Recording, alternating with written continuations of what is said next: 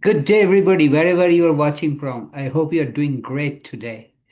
For those of you who do not know me, this is crazy dude, Dr. Nandi. I have a YouTube channel where I've recorded all kinds of travel videos. Please take a look when you get a chance. I have also uploaded all kinds of math videos. Look, math is not easy. We know it very well. So why do I upload these videos? So that you can learn the steps you can take to solve a difficult math problem and you are successful at your task. That's my entire goal. But if you get bored watching my math videos, you can always switch to my travel videos. They're fun. Sure. So, request I have to make is please do not quit halfway through. Please wait till the end of the video where I will definitely give you some important tips on how to solve this problem. So, right now I'll show you the steps to solve a particular math problem. So here I go. I'll share my computer screen with you.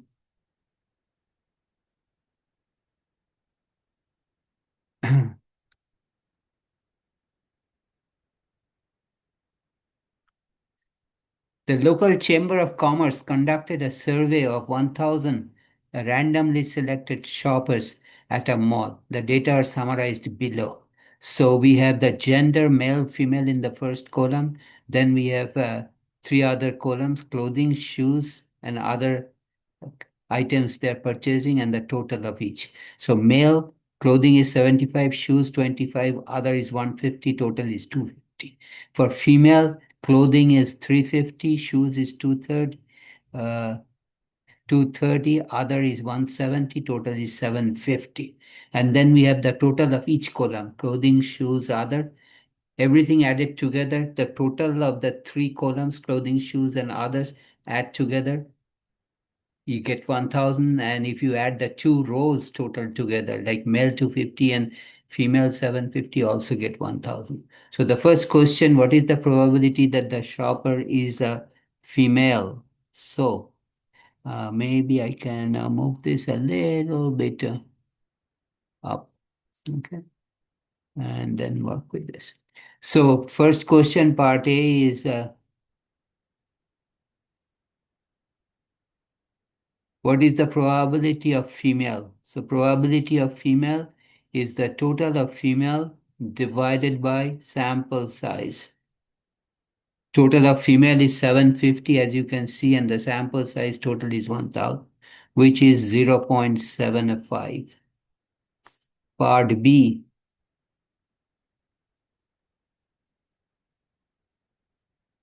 Part B, what is the probability that the shopper is shopping for shoes? So PS, let's call it, total of shoes is 255 out of 1000.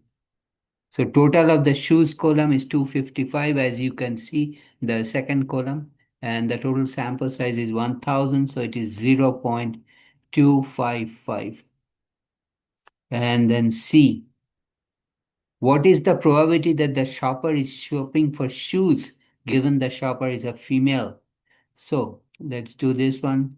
Shopper is shopping for shoes given is this vertical line. Conditional probability.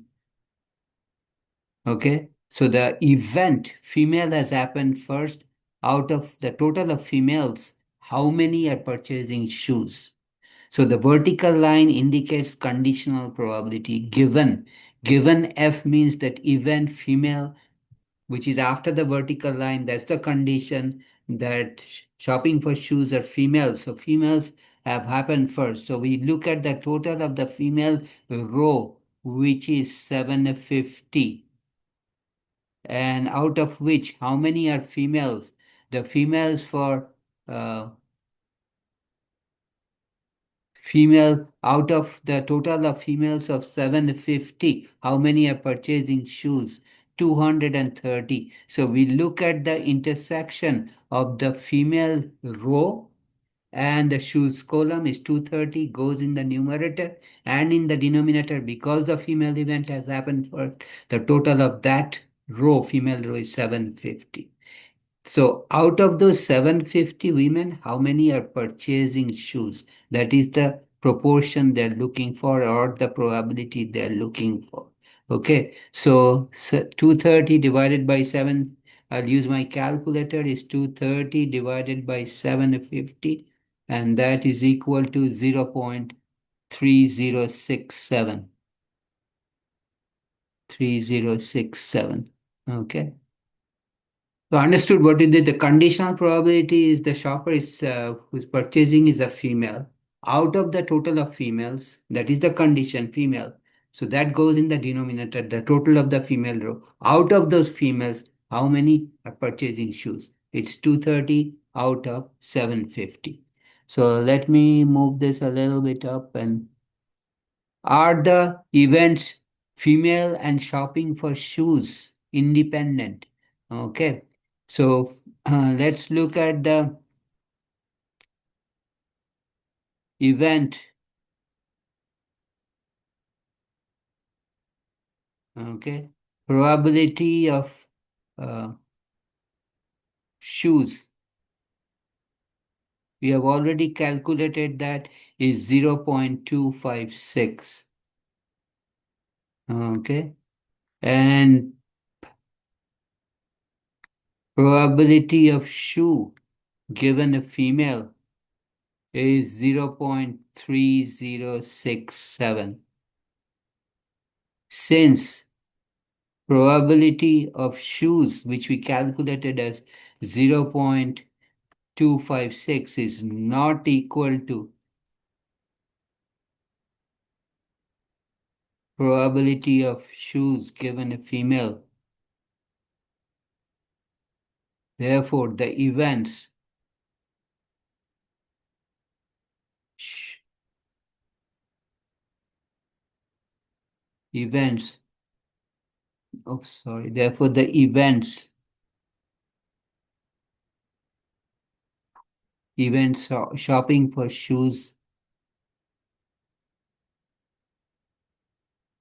shopping for shoes and females are not independent. Shopping for shoes,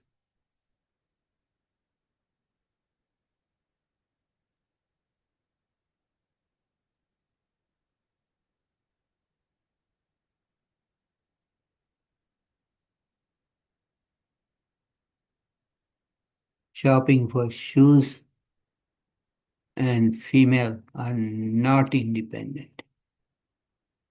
You can understand what's going on. Are not independent. If you are a female shopper, you have a more propensity or more inclination to buy shoes. Why? Because in general, between men and women, the probability of purchasing a shoe is only 0.256, 0.256, or about 25%. However, if you are a female and the probability of purchasing shoes given you are a female is higher than this 0.255, it is 0.3067. So, the condition that the shopper is a female increases the chance of buying a shoes. Therefore, being a female, you have a more propensity or more inclination to buy a shoe. Hence, they are not independent. So, purchasing a shoe is more prevalent among female. That's what it is saying. Are not independent because these events, so probability of shoes is less than probability of shoes given female, as I've shown over here.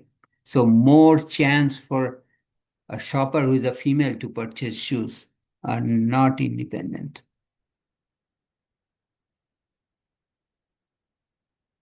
Independent. Again, purchasing a shoe probability is 0.256, whereas probability of shoe given the shopper is a female, purchasing shoes given the shopper is a female is higher, 0.30. So about 30.67% chance of a shopper purchasing a shoe given the shopper is a female. Whereas just the probability of purchasing shoes, both among male and female taken together, is only 0.256 or 25%. Since these two probabilities are not equal, what it means is that the chances or probability of purchasing a shoe for a female shopper is higher than the general probability of purchasing a shoe. Therefore, these two events are not independent in the sense that the females have more propensity or inclination to purchase a shoe. Therefore, they are not independent. For probability of purchasing a shoe, the shoe event and the f- female, the probability of shoe is different, is less than probability of shoe given the properties of female. So the females have a higher propensity or inclination to purchase shoes. If there was no higher inclination for females to buy a shoe, then they would have been independent. In other words, probability of shoes and probability of shoe given female, if they were equal, then these events should have been independent. Okay, but here not. Okay. Okay, I stop here today. So the tips I wanted to give you is you have to be careful when you are doing the conditional probability. The after the vertical line is the event that has happened first. So out of the total of female, how many purchased shoes is what they're asking in part C. So you can think of total of female out of the total of female, how many are purchasing shoes, or what fraction of the female are purchasing shoes. That is what the conditional probability is. And why these two events are not independent? Shoes and female are not independent because if you're a female, then you have a higher chance of buying shoes than male. So probability of purchasing a shoe is much less than probability of purchasing a shoe given the shopper is a female. I stop here today. If you have any question, comment, please do not hesitate to ask me a question in the comments. I'm looking to answer your question. I will try to answer all the questions to the best of my ability. So please go ahead and shoot me a question. If you like this video, please give me a thumbs up. If you like this video, share with your friends. You and your friends, please subscribe to my channel by hitting the red subscribe button. At the same time, please click on the bell button and you'll be notified every time I upload a new video. So again, if you like the video, give me a thumbs up. It really means a lot to me. Thanks again for taking the time to watch my video. Then please do not forget to watch me tomorrow. Take care. Have a nice day.